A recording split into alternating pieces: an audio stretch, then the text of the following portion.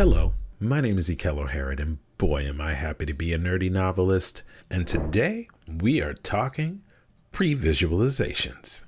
Alright, so first off, here is a line from a action scene. Now it's not a bad sentence or anything, but it's quick. You want to know, if you're going to make a film of this moment, which way is she running? Where is the drop? Where is the soldiers? Where is the camera? If you paused on any of those, then your reader's probably going to pause on them too.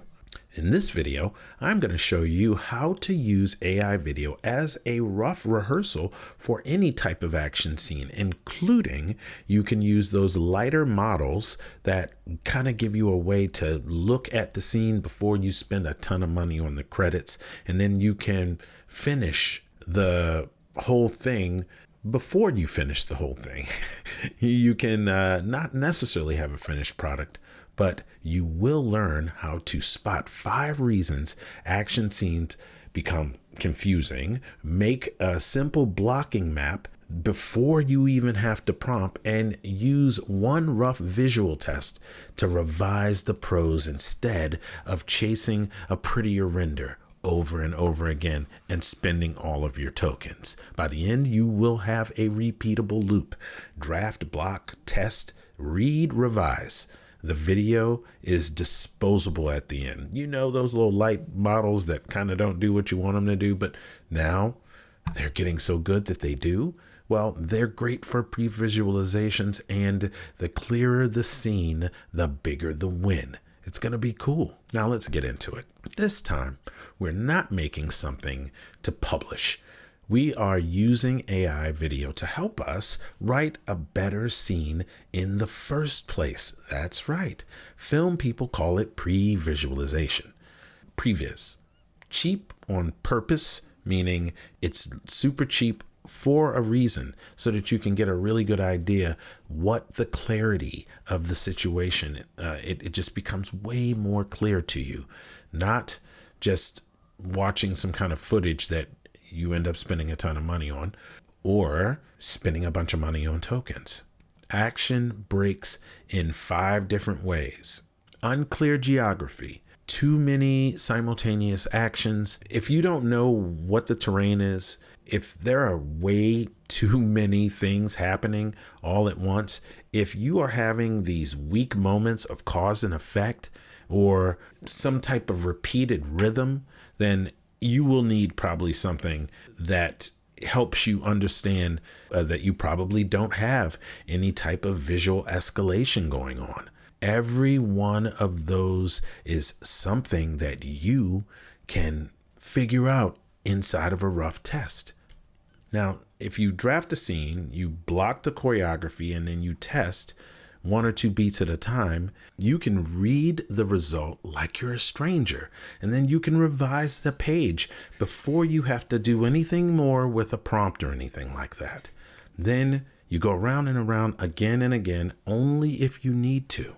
Now, Anara is escaping along a cliff edge while soldiers close in. On the page, it was a blur. I blocked where she was, where they were, which way the drop fell, and where the camera sat. Then I made one rough test, and this is what I got. I got this very interesting kind of problems. Like this slow motion is a problem, and so is some of these cuts. I was like, oh, including this chase scene where the soldiers should be able to see it, but they don't, or this awful head turning around thing that I was able to cut out of it and move on and make decisions. And now I get this cool payoff that is supposed to start happening, and then she is ready to jump off of the cliff. This is a rough test. You want it to be rough and understand exactly where you're going with it. Do not ask, does this look good? Ask, can a stranger follow the movements? Is the action too busy for one beat? Does the prose have some type of visual anchor that you can see and feel and understand just by seeing the previs?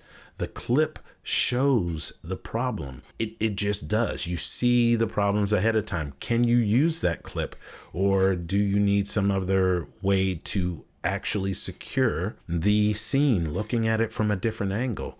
Then it's done. Your job is done. And then you can really look at it and move on to the next thing.